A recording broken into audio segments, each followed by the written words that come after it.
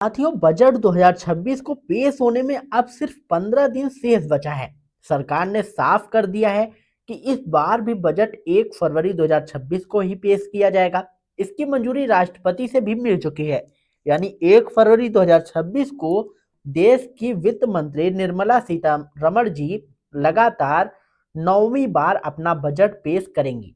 अब आप लोग कहेंगे कि इसमें नया क्या है? तो दोस्तों, बजट तो हर साल 1 फरवरी को ही पेश होता है, लेकिन इस बार खास बात ये है कि 1 फरवरी 2026 को रविवार पड़ रहा है। ऐसे लोगों की उम्मीद है कि शायद बजट 2 फरवरी यानी कि सोमवार को पेश किया जाएगा, लेकिन सरकार ने साफ कर दिया है कि बजट 1 फरवरी को ही पेश होगा, चाहे वह छुट्टी का दिन ही क्यों ना हो। इसी वजह से राष्ट्रपति से विशेष अनुमति भी ली गई है। अब सवाल ये है कि इस बार के बजट में क्या नया हो सकता है? क्या खास ऐलान किए जा सकते हैं और आम जनता को क्या-क्या राहत मिल सकती है? तो इस बार अर्थशास्त्रियों और एक्सपर्ट्स का मानना है कि सरकार कुछ बड़े फैसले ले सकती है। किसानों को राहत मिल सकती है, नौकरी पेशा लोगों को टैक्स में छूट मिल सकती है, सीनियर सिटीजन्स को तोहफे मिल सकते हैं और इलेक्ट्रिकल व्हीकल्स को लेकर भी बड़े ऐलान हो सकते हैं।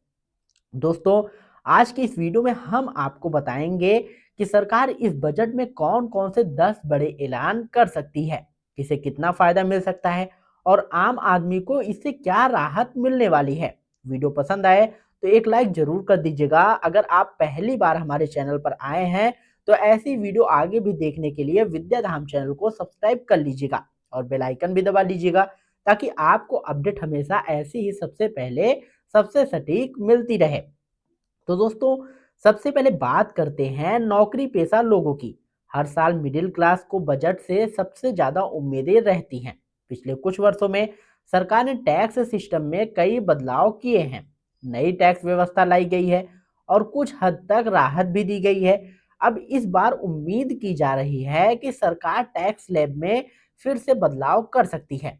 एक्सपर्ट्स का मानना है कि रिबेट की सीमा को बढ़ाया जा सकता है, ताकि मिडिल क्लास और राहत में रह सके। कुछ रिपोर्ट्स में ये भी कहा जा रहा है कि टैक्स फ्री इनकम की सीमा भी बढ़ सकती है और 30% टैक्स स्लैब की शुरुआत की सीमा भी आगे खिसकाई जा सकती है।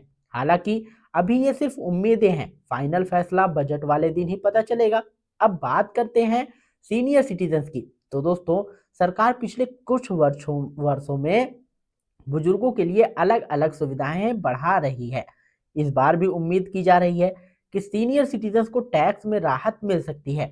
सेविंग्स अकाउंट्स पर बेहतर ब्याज या टीडीएस से जुड़ी कुछ छूट मिल सकती है। खासकर फिक्स डिपॉजिट और दूसरी सेविंग्स स्कीम्स पर मिलने वाली ब्याज आय को लेकर सरकार कुछ राहत दे सकती है, ताकि बुजुर्गों की आमदनी सुरक्षित बनी रहे। दोस्तों, अब बात करते हैं किसानों की। तो दोस्तों, किसानों के लिए बजट हमेशा बहुत अहम रहा है, क्योंकि पीएम किसान सम्मान निधि योजना के तहत किसानों को हर साल सहायता राशि मिलती है। लेकिन महंगाई बढ़ने के साथ साथ खेती की लागत भी काफी बढ़ चुकी है। ऐसे में उम्मीद की जा रही है कि सरकार इस योजना की राशि बढ़ा सकती है। इसके अलावा किसान क्रेडिट कार्ड से जुड़े नियमों में भी बदलाव हो सकता है, दोस्तों, ताकि किसानों को सस्ता और आसान लोन मिल सके। कुछ रिपोर्ट्स में ये भी कहा जा रहा है कि छोटे किसानों के लिए ब्याज में और राहत दी जा सकती है। इसके साथ साथ सरकार का फोकस अब प्राकृतिक खेती और ऑर्गेनिक फार्मिंग की तरफ भी बढ़ रहा है। रासायनिक खादों का ज्यादा इस्तेमाल से मिट्टी की गुणवत्ता खराब हो रही है, इसलिए सरकार अब जैविक खेती को बढ़ावा देने के लिए सब्सिडी और नई योजनाओं का ऐलान कर सकती है। दोस्तों, इससे किसानों को फायदा होगा ही होगा और पर्यावरण भी सुरक्षित रहेगा। अब बात करते हैं आर्टिफिशियल इंटेलिजेंस यानी कि एआई की।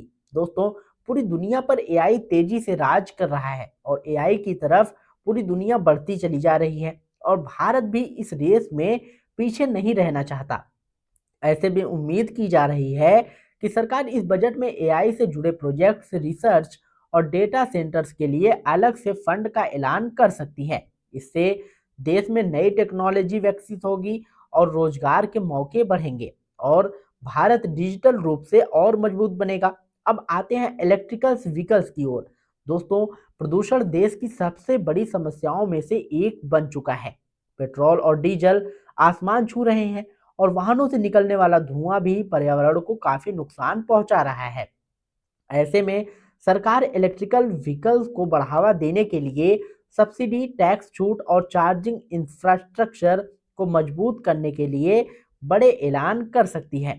इससे लोगों को इलेक्ट्रिक गाड़ियां खरीदने में आसानी होगी और प्रदूषण भी कम होगा। इसके अलावा सरकार स्टार्टअप्स, छोटे व्यापारियों और एमएसएमई सेक्टर के लिए भी कुछ राहत पैकेज का ऐलान कर सकती है।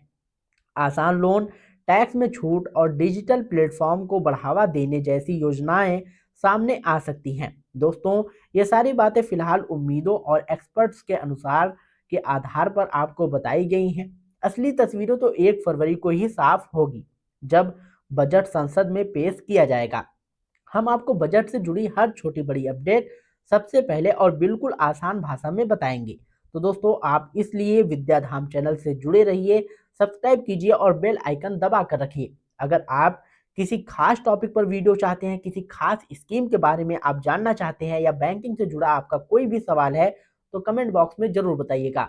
हमारी टीम आपकी पूरी सहायता करेगी। मिलते हैं नई वीडियो में नई अपडेट के साथ। तब तक के लिए जय हिंद, जय भारत।